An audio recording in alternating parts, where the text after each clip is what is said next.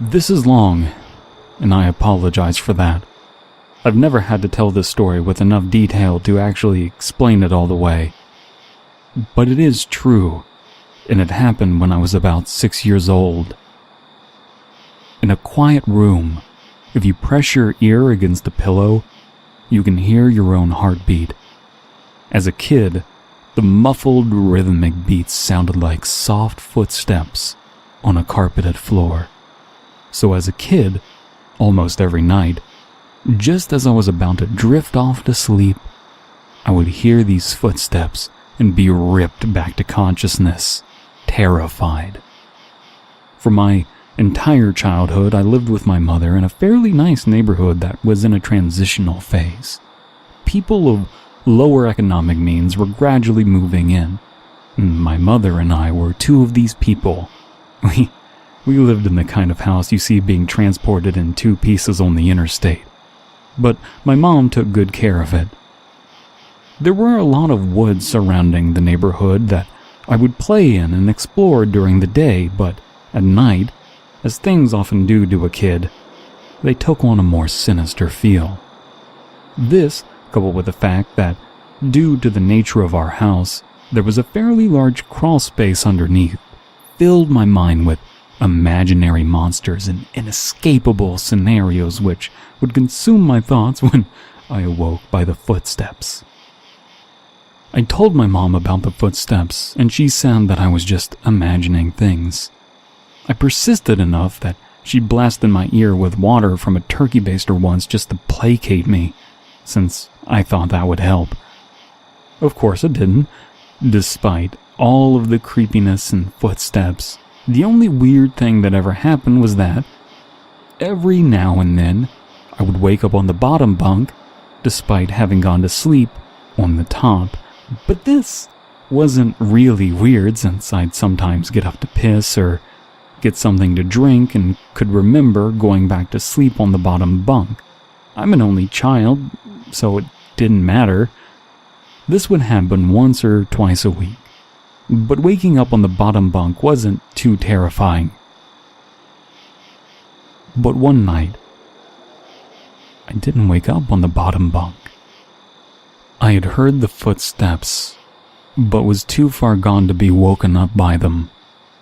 And when I was awoken, it wasn't from the sounds of footsteps or a nightmare, but because I was cold, really cold.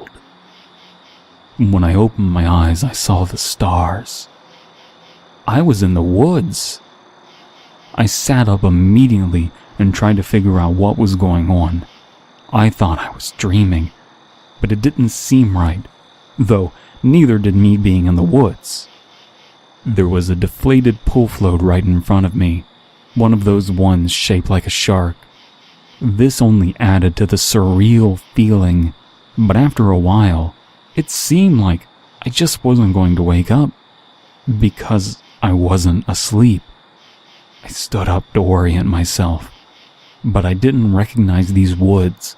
I played in the woods by my house all the time, so I knew them really well. But if these weren't the same woods, then how could I get out?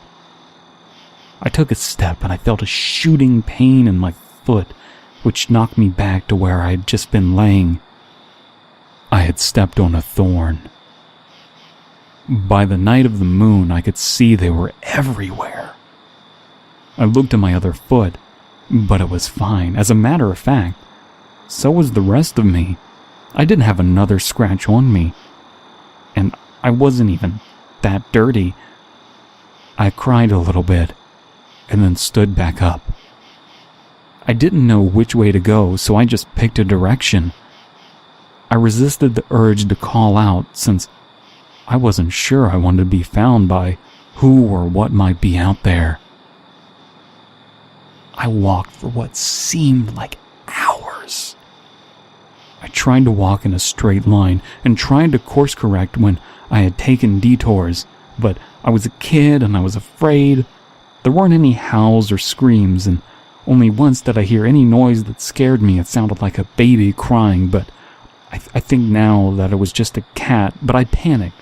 I ran veering in different directions to avoid big, thick bushes and collapsed trees, and I wasn't paying close attention to where I stepped because, by that point, my feet were in pretty bad shape. I paid too much attention to where I was stepping and not enough to where those steps were leading me because, not long after hearing the cry, I saw something that filled me with a kind of despair that I haven't experienced since then. It was the pole float. I was only 10 feet from where I had woken up. This wasn't magic or some supernatural space bending. I was lost. Up until that moment, I thought more about getting out of the woods than how I had gotten in, but being back at the beginning caused my mind to swim. I wasn't even sure that these were my woods. I had only been hoping that they were. Had I run in a huge circle around that spot, or did I get turned around and start making my way back? How was I going to get out? At the time, I thought the North Star was just the brightest star, so I looked for the brightest one and followed it. Eventually, things started to look more familiar, and when I saw the dirt ditch my friends and I would have dirt clod wars in, I knew I had made it out. But by that point, I was walking really slow because my feet hurt so much. But I was so happy to be so close to home that I broke into a light jog. When I actually saw the roof of my house over a neighboring low-set house, I let out a light sob and ran faster. I just wanted to be home. I had already decided that I wouldn't say anything because I had no idea what I could possibly say. I would get back to the house somehow, clean up and get in bed. My heart sunk as I rounded the corner, and my house came fully into view. Every light in the house was on. I knew my mom was up, and I knew I would have to explain or try to explain where I had been. And I couldn't even figure out where to start. My run became a jog, which became a walk.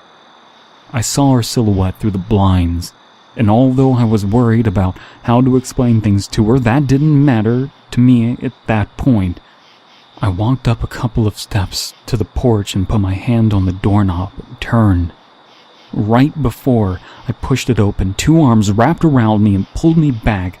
I screamed as loud as I could, "Mom, help, please, Mom!" The feeling of being so close to being safe and then physically being pulled away filled me with a kind of dread that, even after all these years, is indescribable. The door that I had been torn away from opened, and a flash of hope shot through my heart. But it wasn't my mom. It was a man, and he was enormous. I thrashed around and kicked at the shins of the person holding me, while also trying to get away from the person who had just come out of my house. I was scared, but I was furious. "Let me go. Where is she? Where's my mom? What did you do to her?" As my throat stung from screaming and I was drawing another breath, I became aware of a sound that had been present longer than I had perceived it. "Honey, calm down. I've got you." It sounded like my mom. The arms loosened and sat me down, and as the man approaching me blocked out the porch light with his head, I noticed his clothes. He was a cop. I turned to face the voice behind me, and I saw that it was really my mom. Everything was okay. I began to cry, and the three of us went inside. "I'm so glad you're home, sweetie. I was worried I'd never see you again." By that point, she was crying too. "I'm sorry. I don't know what happened. I just wanted to come home. I'm sorry." "It's okay. Just don't ever do that again. I'm not sure my shins could take it." A little laughter broke out through my sobs, and I smiled a bit. "Well, I'm sorry for kicking you, but why'd you have to grab me like that? I was just terrified that you'd run away again." I was confused. "What do you mean?" "We found the note on your pillow," she said, and pointed to the piece of paper that the police officer was sliding across the table. I picked up the note and read it. It was a running away letter. It said that I was unhappy and never wanted to see her or any of my friends again. The police officer exchanged a few words with my mom on the porch while I stared at the letter. I didn't remember writing a letter. I didn't remember anything about any of this. But even if sometimes I went to the bathroom at night and didn't remember, or even if I could have gone into the woods on my own, even if all of that could have been true, the only thing I knew at that point was, this isn't how you spell my name. I didn't write this letter.